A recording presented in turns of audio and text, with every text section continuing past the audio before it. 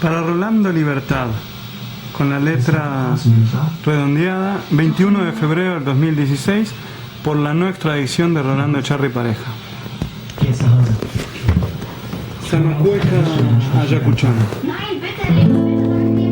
Hermanos quiero cantar, paisanos quiero gritar, contra una justicia injusta que nos quiere avasallar, pero no lo permitiremos, lo juramos compañeros, vamos juntos codo a codo, vamos pronto, este es el modo de avanzar, con la B y el puño en alto en unidad.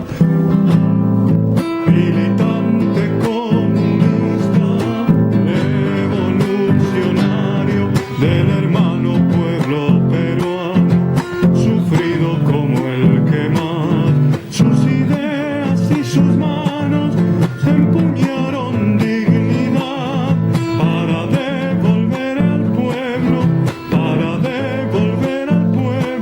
felicidad.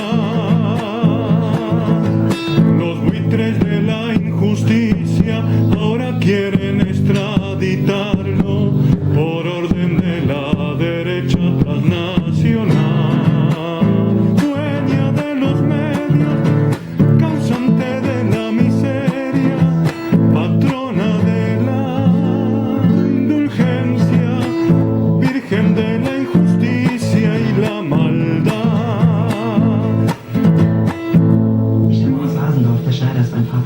Por orden de la derecha transnacional, para que esto ahí no ocurra, debemos salir a luchar, aquí en nuestra patria y en todo lugar, ya que hoy vienen por él, mañana por todos vendrán, en Argentina